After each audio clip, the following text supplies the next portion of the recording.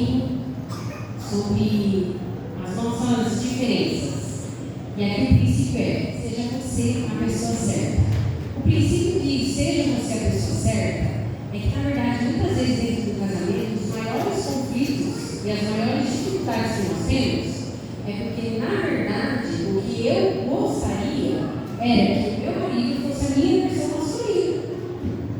É tão simples entender do meu jeito. Por que ele não entende do jeito que eu entendo? Por que ele não vê do jeito que eu vejo?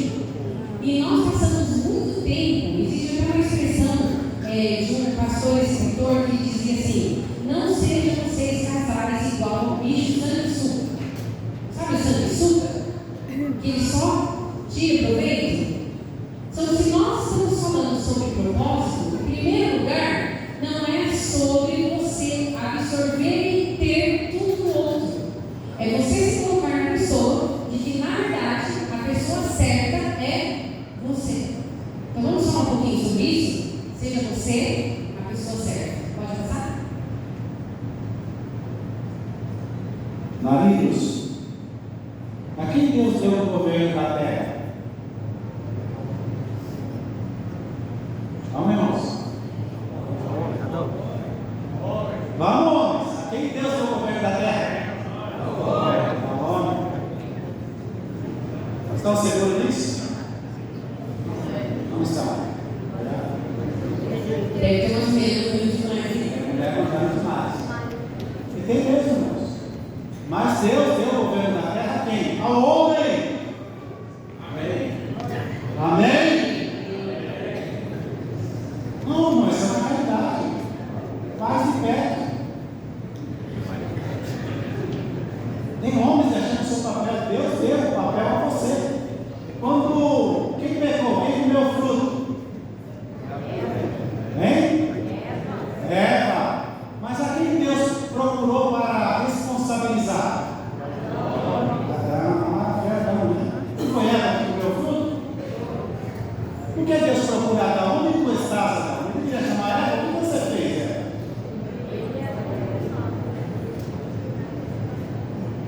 A responsabilidade é sua, é minha. A responsabilidade da sua casa é sua. E como está dizendo a água da chuva é você. Agora, por causa disso, você tem que ser o carrasco, o autoritário, é tudo ao contrário. Mas o governo está nas suas mãos. Deus delegou isso a você. Pode ler os Gênesis lá, né? Deus colocou o homem no jardim para. Tomou, pois, o Senhor Deus ao homem e colocou no jardim do Éden para cultivar e guardar. E o Senhor Deus lhe deu essa ordem, né? Que de todo fruto ele poderia comer, daí eu disse que ele deveria multiplicar e dominar sobre toda a terra. Então o governo está na mão do homem. Está na sua liderança. Vocês pensam que o movimento feminista trouxe liberdade para as mulheres? Não, mulheres, tiraram o papel de vocês, roubaram o direito de vocês ser mulheres. É isso que fez o movimento feminista. E tem muita gente, muitos crentes, muitas mulheres crentes, dando valor a isso. Mas tirou o seu papel de ser mulher. É isso que o movimento feminista fez. E tirou o direito do homem de ser homem. Então o governo está nas mãos do homem. Você é o cabeça da família. Não sou eu que estou dizendo. É as escrituras que diz. Paulo, quando saiu da sua casa, disse que não permitia que a mulher governasse, dominasse sobre o homem, porque o homem é a cabeça. Mas ao dizer que é a cabeça, não está dizendo que a mulher, os pés, que ela deve ser pisada. Ela está criada no mesmo nível que o homem. Mas o governo está nas mãos do homem. Seja a decisão correta ou errada, às vezes, mas é você na sua casa que tem que tomar as decisões. Tem que liderar a sua casa. Não dê lugar à sua esposa de fazer isso. Se você está dando lugar à sua esposa de tomar as decisões mais difíceis, você está falhando no seu papel como homem, como sacerdote, como cabeça da família. Essa é uma realidade. Esse não é o propósito de Deus para a vida. do homem. É você, cabe a você ser o governador da sua casa, ser o líder que toma decisões, e tomar a dianteira, ser o sacerdote que governa, que chama a sua casa para servir a Deus. Homens, vocês precisam ler Bíblia. Para governar a casa com sabedoria, precisa ser bem-aventurado aquele que teme ao. Como você vai temer ao Senhor se não sabe quem é Ele?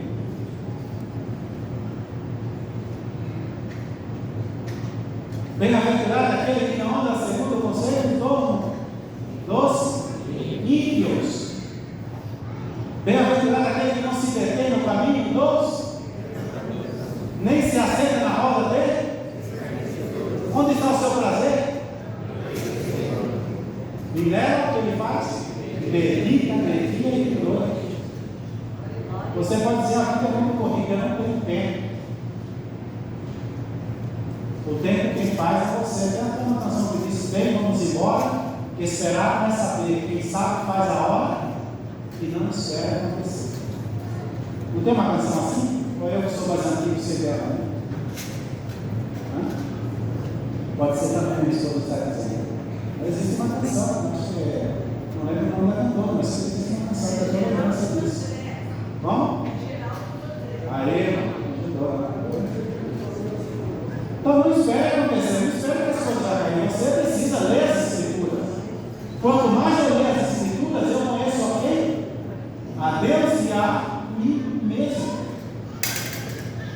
Você quer entender quem é você, quem é o ser humano? Você lê mais as Escrituras. E aquilo que a minha esposa falou: colocar um filho de castigo para ler a Bíblia quando você não lê, não vai servir de nada. Ele não vai se converter com o castigo das Escrituras. Ele precisa ver com o pai dele, os pais dele, principalmente o pai. É preciso ler. Eu sei todas as coisas? Não, mas eu preciso ler a Bíblia cada dia. Eu me esforço por fazer isso. No momento que você vai pegar a Bíblia, você vai ler um versículo e o olho é fechado. Você não consegue sair daquele mesmo versículo. E olha no meio da cabeça, o olho, a cabeça cai, mas faça. Não espere ter tempo suficiente para ler todo o livro, para ler um versículo que seja cada dia, cada manhã. É bem-aventurado aquele que chega ao Senhor, que medita na sua lei, dia e noite. Então o governo está nas suas mãos. Como queremos ter famílias saudáveis se falta homens?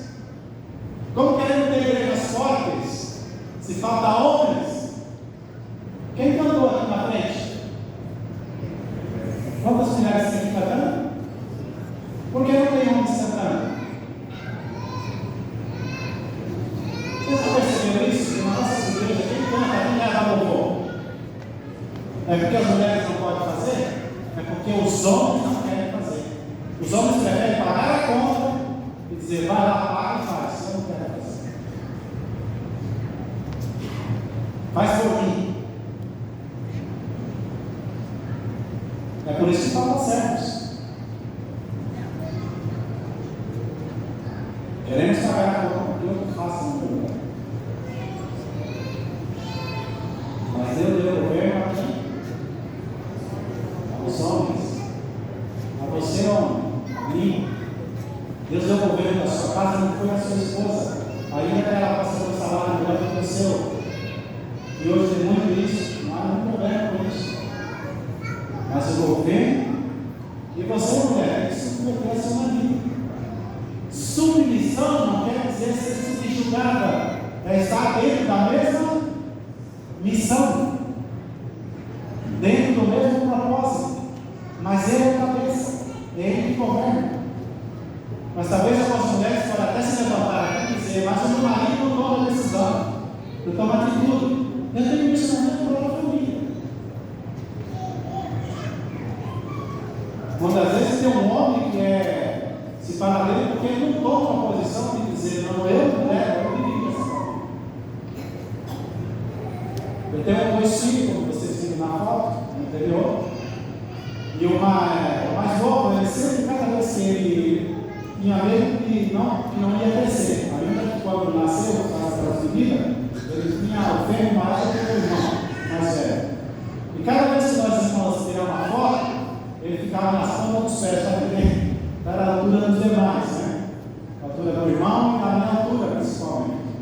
Aí de vez em quando ele deu uma espingarda e cresceu. Aí ele sempre vinha medir o ombro comigo. Aí eu brinco com ele: você pode crescer o tanto que você quiser, mas o galo aqui em casa sou eu. E às vezes a gente fala isso, mas a gente sabe que isso não é verdade. Quem manda é que sou eu. E quando você estiver dentro dessa casa, você já tem 22 anos, mas aqui as ordens são minhas, as normas são minhas. E você tem que seguir a norma da minha casa. Ainda está comendo o meu pão, ele paga comigo. Então vai ter que se pequeno. Quando ele casar com a sua família dele, vai ter que se virar. Mas enquanto está na minha casa, busca a hora para chegar em casa, com 22 anos. Para onde você vai? Quem vai? Quem vai sair? Está debaixo da minha autoridade. Já é maioridade. Está a maioridade, sim, senhor, mas está debaixo da minha autoridade. Quando ele não casar, saiu ou eles quiserem ter vida suficiente para se manter. Eu brinco com ele: está com sua suéter, rapaz. Para com isso. Sou eu que estou comprando sua suéter, né? Estou com meia para você, vai comprar as meias, não. Mas ele precisa ter critério. E na minha casa, critério é assim, mulher. Então você precisa tomar uma posição na sua casa, mulher. Se eu chegar para todo mundo moleque, não vai igreja. E na minha casa somos estrangeiros, graças a Deus. Meu filho lá na igreja tem um culto de jovens, até voltou agora, essa semana, não vai mudar. Mas toda segunda-feira tem um culto de jovens, chamado Senado. Ele não perde o culto. Se ele pode pegar uma palavra para ele, não tem, mas senão ele diz: não tem problema, eu vou no pé. E a igreja fica uma boa pernada para a manifestação. Ele não tem problema, ele vai. Graças a Deus. Somos estrangeiros, faltar culto em casa, só se tiver doente mesmo. A gente brinca porque o culto é transmitido, a gente diz assim: hoje eu posso assistir culto online. Mas não, tem online porque não vai igreja. O pastor não está. A gente brinca: hoje o pastor não vem, não fica em casa. Mas é uma brincadeira, mas agora não fica na igreja. Maria, você tem que puxar essa família para a igreja. Agora, aquele homem que a mulher quer se estilar, você está fora do seu papel, você não está cumprindo com aquilo que Deus tem para você.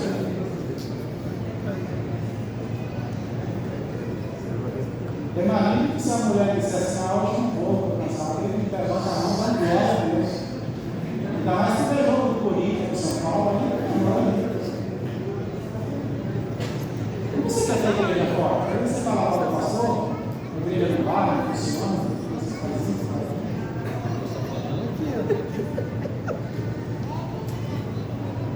o governo está nas suas mãos.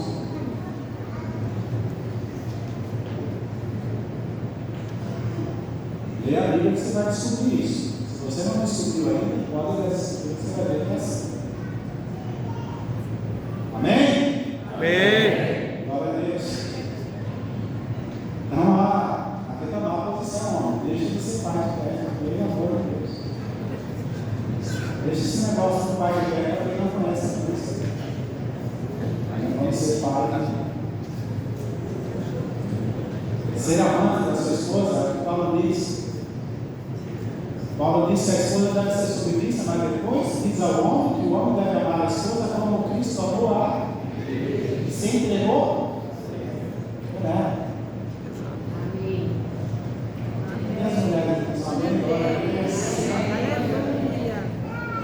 Tem que amar, tem que ser provedor. Se vira, vai vender barro na rua, faz qualquer coisa. Eu passei por uma situação no campo missionário uma vez que a minha esposa disse: não aguento mais. E eu fui aprender até a pintar. Fiz de tudo. Fui vender filtro de água, fui fazer de tudo para missionário. Você até pintou, eu pinto casa. Se você tiver sua casa para pintar de vermelho, eu posso pintar aqui. E vai ser talvez eu vou pintar, aprendi a pintar. Aprendi a pintar para poder na minha casa. Ela disse, eu não aguento mais. Eu entrava no supermercado e eu via para o meu filho que estava pequeno, ele queria que no corredor que tinha aquelas bolachinhas recheadas, doce, chocolate, não passa, não dá fome. Hoje não dá para passar por ele. E ela disse para mim, não aguento mais. Eu falei, não posso perder a esperança. Eu sei que um dia isso vai passar. Fui entregar jornal. Eu dava 4 horas da manhã para entregar jornal, eu desistia lá. Mas só eu entregava jornal, de casa em casa. Eu tinha um olho de chave que abria as portas, entregava jornal. Ia pintar depois. Depois de entregar o jornal, eu ia pintar. Graças a Deus estou aqui, para dar testemunho disso. Venho de uma família pobre. Aprendi a trabalhar desde cedo. Com 12 anos, 13 anos, saía de casa e passava uma semana fora, fazendo pasto. Sabe o que é plantar semente de capim? Braqueada? Alguém aqui conhece o que é braqueada? Não? Tem que ajudar, tem, né? Sabe o que é braqueada? Eu plantei semente, me chama para ser braqueada. Com 13 anos de idade, passava uma semana, dormindo numa casa de farinha. Quem sabe o que é casa de farinha? Então eu não tenho problema para trabalhar. Vou trabalhar para manter a família. Sustentador, provedor, cuidador, protetor. Com esse físico que eu tenho, vai saber, vou cara para minha família e vou morrer, vai poder defender. Mas quando você estiver aqui, você olha até para mim e pode dizer assim, você é deputado do governo. Vai ter que dar esse dado, porque na minha família não vai mexer não. Mas não é só nesse sentido de força física, não. No sentido espiritual também. Quem cuida da minha família sou eu, protejo sou eu. Não precisa de fim nenhum de fora para proteger a minha família. Aquela família está desprotegida, não está. A minha família está protegida. Estou fazendo academia, porque eu não vou comer isso muito forte. Bom, então é uma posição. Você é o protetor da sua casa. Fui criado sem pai.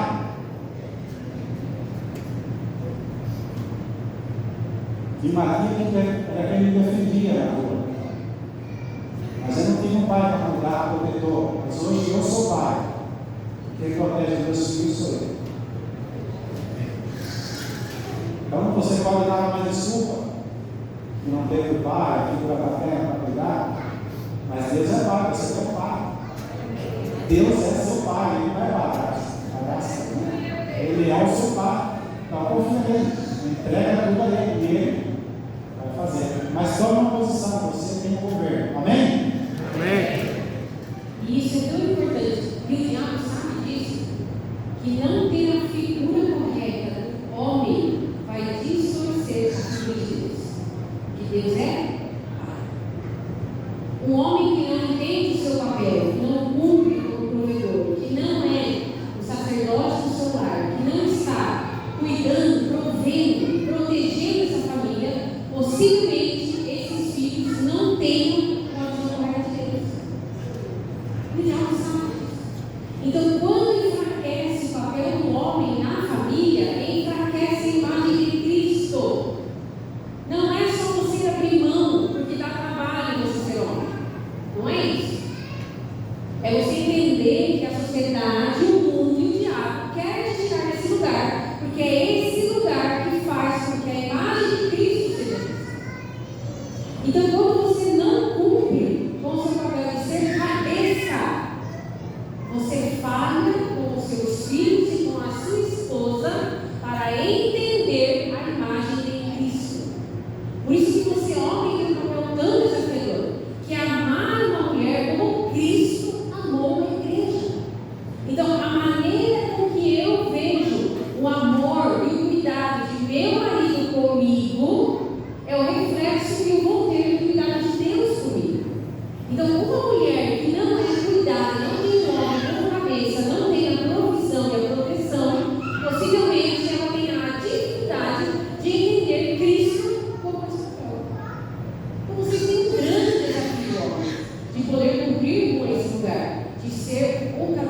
Mas se Deus te deu essa missão, lembrando que nós estamos consumindo um propósito de família.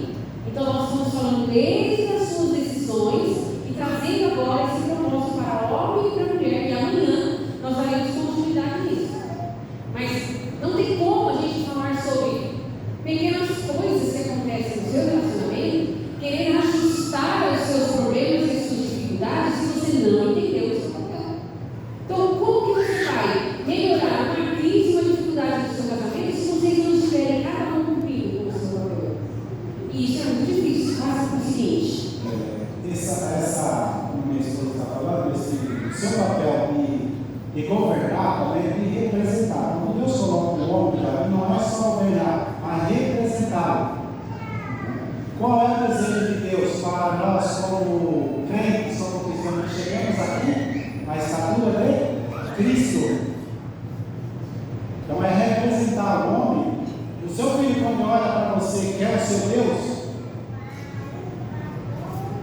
Eu não tive a figura paterna que me cuidasse. Então, quando eu me converto, eu transfiro a palavra dessa figura paterna para Deus. Eu orava e Deus não me respondia, porque eu achava que Deus tinha que atender todos os meus caprichos. Mas depois eu entendi que não era assim. Mas eu transferia, eu falava, Deus é igual meu pai, que não me falava, não me cuidava, mas estava presente. Então, essa falta da figura paterna também pode transmitir isso para o seu filho, a falta de quem é Deus. Como minha esposa acabou de falar. Então ele pode ver o Deus que você serve, que você criar através da sua pessoa, da sua figura, da sua imagem, porque sobretudo você criar imagem e semelhança de Deus. Então não é só governar, é representar. Eu represento Deus. Por isso que quando diz, quando o cristão chega no lugar que chegou lá, a igreja, onde você está, a igreja chegou, Cristo chegou. Porque você não só governa, mas representa. Amém? Então, para nós mulheres, o desafio também é grande, porque nós somos chamadas a ser a ajudadora, a auxiliadora, a que se submete a uma visão. Vamos combinar uma coisa, gente. Se a gente assume o papel de liderança, vai enfraquecer o homem, e não só enfraquece o homem, mas te deixa cansado. Porque a sociedade ela tem distorcido tanto o nosso papel que ela te diz que ainda para você se sentir produtiva, além de cuidar da sua casa, do seu esposo, dos seus filhos, você precisa fazer uma faculdade, ter uma profissão e sair para trabalhar aí, porque senão você não é reconhecida. É assim, não é? E cada um precisa entender a sua realidade. Tem muitas famílias hoje que, de fato, a mulher precisa trabalhar. E ela, de fato, é essa auxiliadora no sustento da casa. Não é possível o homem fazer isso só. A esposa está ali, à disposição e disponível para que isso aconteça. Num lar onde isso é necessário, o homem como cabeça não significa que tem as mãos amputadas dentro de casa. Porque, às vezes, a gente acha que o homem como cabeça é o homem com pele no prato para lavar. O homem que tem autoridade é aquele que não estica só em cima de uma cama. Porque ele é o cabeça. Ele é quem manda. A autoridade não é isso, viu? A autoridade é o homem entender que se a mulher, inclusive, está ocupando uma função para cooperar com o sustento financeiro, que é sim uma responsabilidade do homem, ele vai aprender a pegar o lixo, a lavar um copo, a esticar um lençol, pôr roupa no varal, porque ele está colaborando juntos em uma missão. Então a gente não pode achar que cabeça é uma múmia dentro de casa. Ele só entra e sai. Né? E tem homens que acham ainda assim. Eu trouxe dinheiro, chega no começo do mês, põe em cima da mesa e fala assim, ó, tá parado aqui, o resto da casa tu se vira. Já fiz a minha parte. Chego em casa, eu quero descansar. Uma mulher dizia assim, mas eu trabalho 8 horas. Ele também. A gente chega em casa e tira o sapato, vai pro sofá, vai pro celular e fala assim, eu preciso descansar. E a casa fica nada. A gente saiu, a casa não está fazendo nada. Os dois estão trabalhando. Quando a gente voltou, a casa não se faz sozinha. Eu não sei vocês, mas lá na minha casa funciona assim. A louça que ficou na pia, quando a gente sai,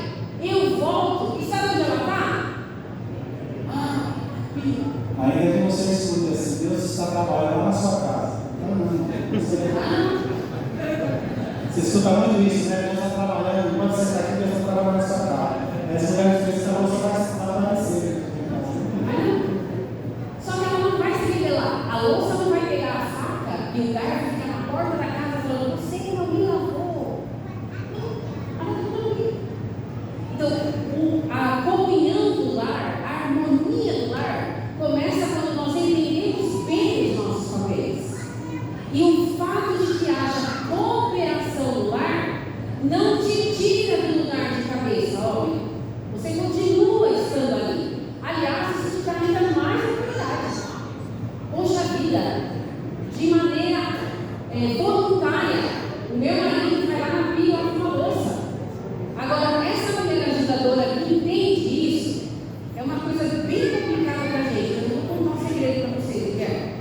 O marido, quando ajuda em casa, ele não faz isso porque ele gosta da fruta do ano.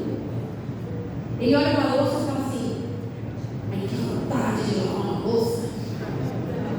Não faz isso. Se ele vai para a pia e ele pega aquele copo e começa a lavar, é porque ele te ama. E ele entende a oportunidade de poder te ajudar. Ele não ama a louça, ele não ligou. Ele acha que a roupa é serviço. É ou não é? Mas agora, homens, vocês vão gostar do que eu vou falar. Presta atenção aqui. Aí você vai lá porque você ama aquela mulher. Vou lá lavar aquele copo. Ela vai chegar um pouquinho depois de mim, já cheguei no serviço. Vou não dar uma planta assim na hora que ela chegar. Quando a mulher chega? Não é assim que ela responde. É com essa que você lavou? Pelo amor de Deus. Aí 20 minutos você está lavando 2 copos. Não é possível um negócio desse. Trocou o pano, esse é o pano da pia, esse é o pano do fogão. É assim, ó, mas não é. Pelo amor de Deus, que mulher chata. Presta atenção, mulher, ele está fazendo para te ajudar. Você viu o homem indo para a pia? Sai de perto, deixa ele usar a esponja que ele quiser, o pano que ele quiser. Ele está ali para te ajudar. Não seja chata. Deixa ele fazer. Se ele pegou a vassoura, não chega, gente, coisa melhor para ele te ajudar. Obviamente, o Francis, quando vai lavar a louça, ele não lava no mesmo ritmo que eu. Eu lavo melhor.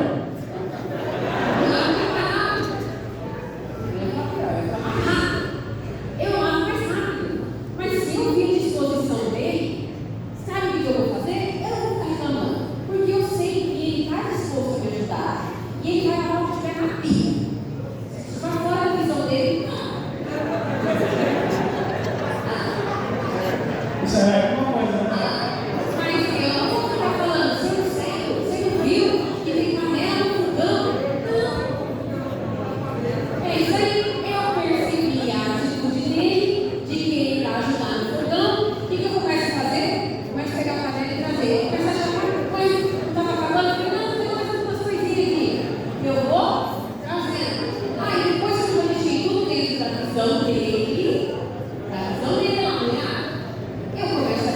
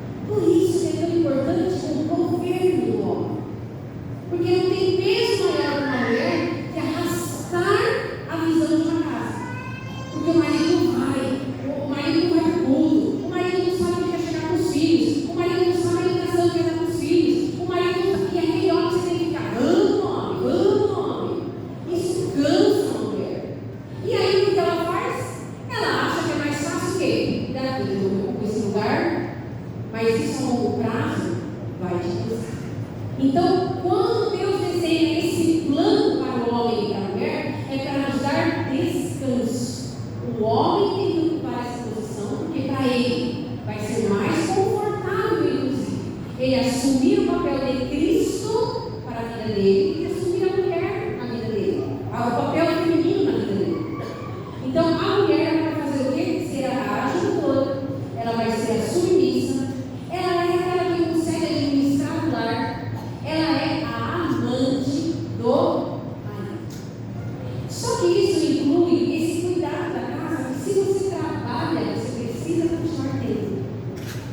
Irmãs, era muito interessante um casal que trabalhava os dois juntos e ele dizia assim: sabe o que eu mais sinto falta? Da comida da minha mulher. Porque ela não tem sempre, porque os dois sabem.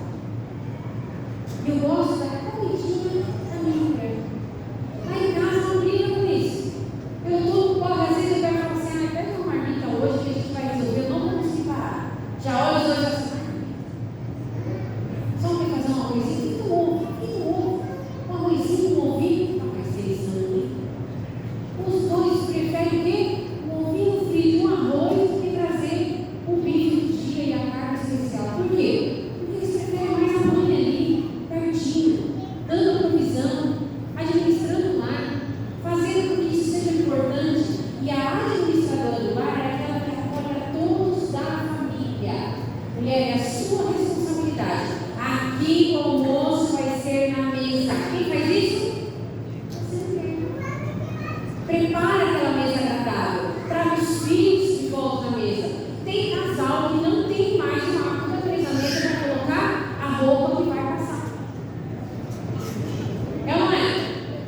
E a comida? Cada um pega o seu prato e vai para frente da televisão comer no sofá.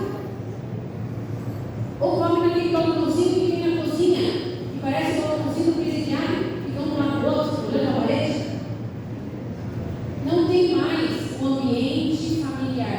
Não há nada disso, mulher. Ah, mas isso custa caro. Não custa, custa carinho. Faz o teste.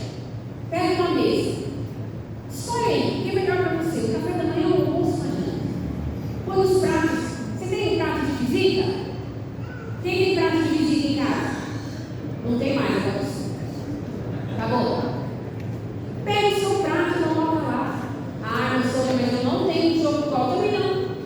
E eu aprendi que isso é chique, gente. Que agora é chique, cada prato tem uma cor diferente e a gente combinar entre a cor do prato e a cor do copo.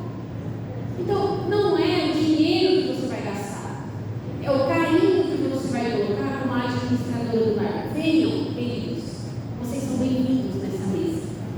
Eu fiz o doce que você gosta, eu fiz a comida que você quer. Coloca um bilhetinho.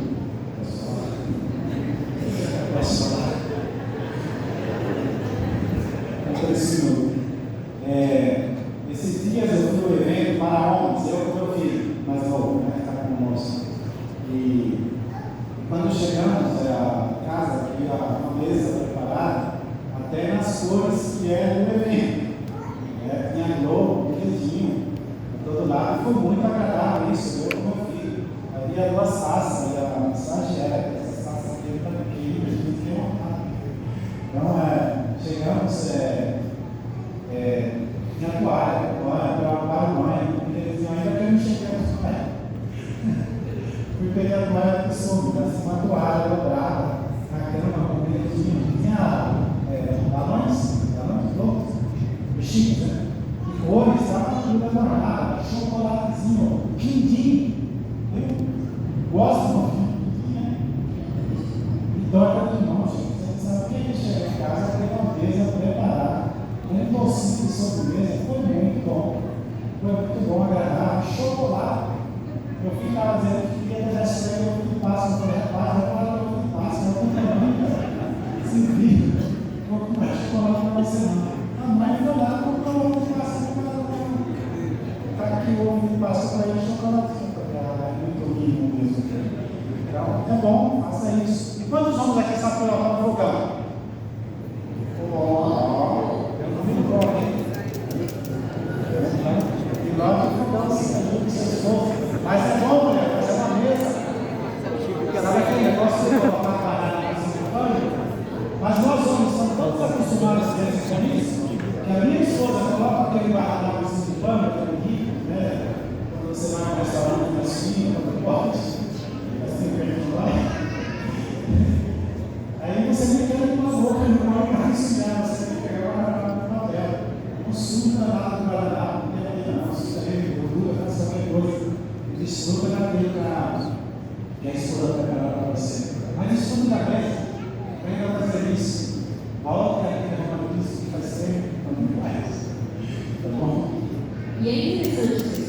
porque às vezes a gente se desmotiva pela visão masculina. Eu não tenho mulher em casa.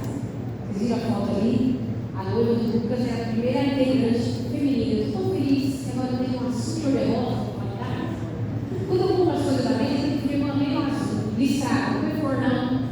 Vai dar certo, vai só homem. Então eu preciso tomar cuidado com a maneira em que eu trato a mulher deles. Mas irmãs, a gente não pode achar que eles estão desprezando. Hoje eu não tenho filho, 6 anos de casado. Eu já sei que tem coisas e detalhes que ele não vai ver.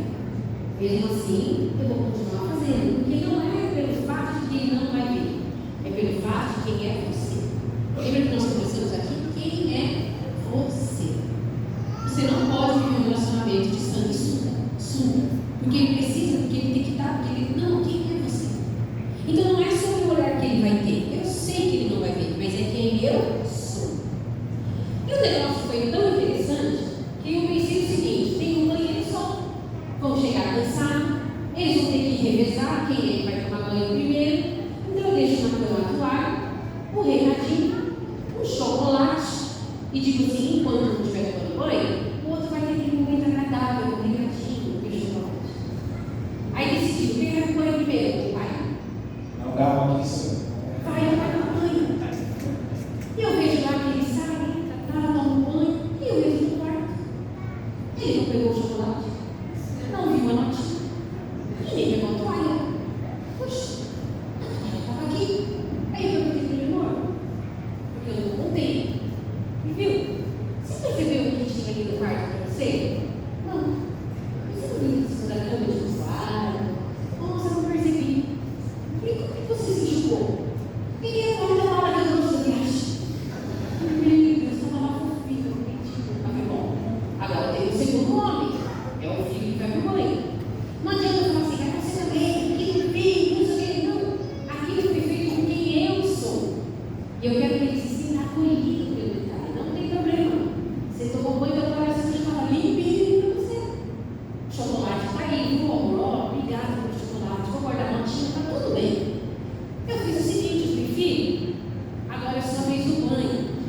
Eu deixei na cama uma toalha, um chocolatinho, uma notinha, na sua câmera do papai. E o papai não viu. Foi pro banho e não viu. Então eu estou te falando, porque aí você já tem lá as orientações para fazer disso no momento agradável. Ligando pro banho. E ele foi na conversa, e daquela conversa ele falou: olha, meu banho, eu vou pro banho. Entrou pro banho, olhou pro banho, na hora que ele saiu, ele falou assim: mãe do Cecília. Aí eu falei assim: e o que você fez? Me enxuguei com a toalha molhada do pai.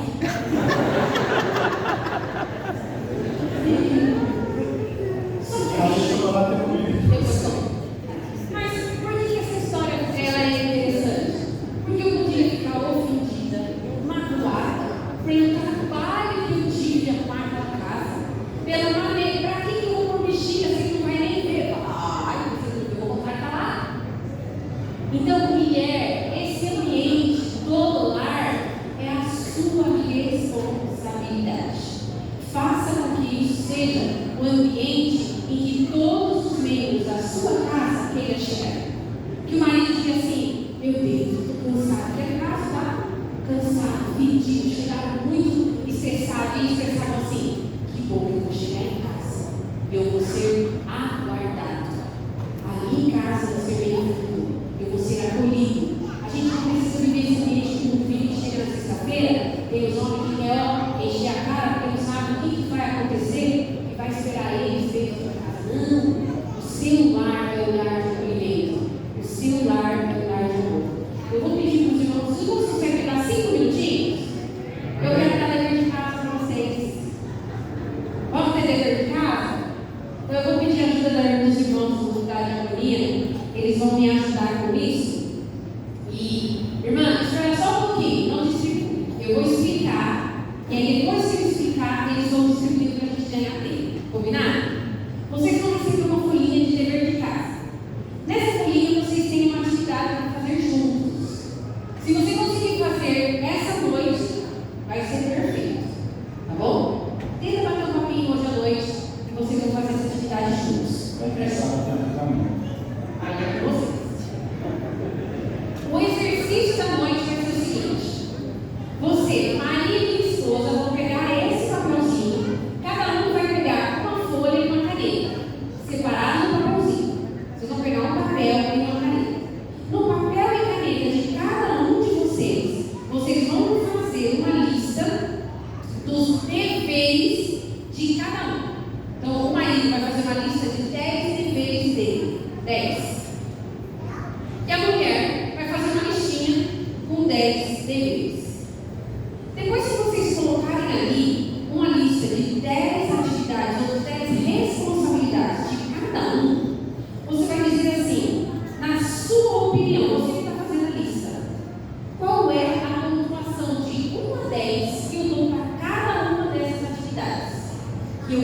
lucro, ou mais ou menor pontuação. Então, se você é bom em uma das atividades que você fez, você vai te dar um 10. Se aquela ainda está muito fraca, você vai dar um 8. Se tem coisa aí que você faz, que nem passou ainda direito da minha vida, você dá um 1. Mas você vai dar um 0. Você vai se pontuar. De 1, 0 não. De 1 a 10. Combinado? Então você vai lá, faz a sua listinha, pontua. Qual vai ser o número 1, qual vai ser o número 2, qual vai ser o número 3, você vai fazer isso. Cada um vai fazer a sua lista. Depois que vocês fizeram aquela lista, você vai pegar a sua lista e vai dar para a sua esposa.